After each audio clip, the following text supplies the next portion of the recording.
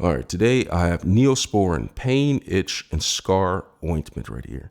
Now this right here is a product of Neosporin. They have the classic Neosporin, which you're probably more familiar with, but this actually has pain plus itch plus scar ointment in it to do some additional benefits other than just killing the bacteria, bad bacteria.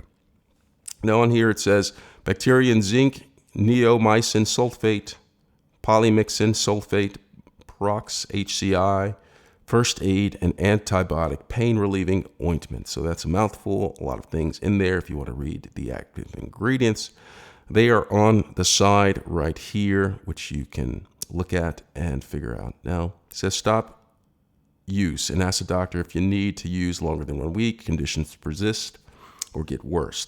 So there's other warnings on here that you're required to read and understand before using this product and not rely on this video. Okay, so I have this right here. And so what I typically do is I put a little bit on a Q-tip, a fresh Q-tip, and then place it on where I need to place it. And not too much, because sometimes you want to go overboard. And for video purposes, I'm just putting it on this way right here. You go overboard. And when you put so much of this on, yes, it does work an effective way temporarily, but you're not able to put a sticky bandage on here because of what this is made out of. This is an ointment. And if you get this on your bandage, the sticky part of your bandage, it will not be able to adhere to your skin properly, therefore leaving you exposed. And if the ointment wears off, which it will, probably at a faster rate without a bandage, it will leave you susceptible to infection and grossness, if that means anything to you. So it's important that you apply the appropriate amount of this when using a bandage so you can have the benefits of using a bandage and the benefits of using Neosporin Pain, Itch, Scar Ointment. So overall, I like this. I've used this product on myself, and yes, it does take away the pain. I haven't had any itching problems from the beginning, so I can't really talk on that. And then the scar ointment that is in here, okay, you have scar ointment that is in here.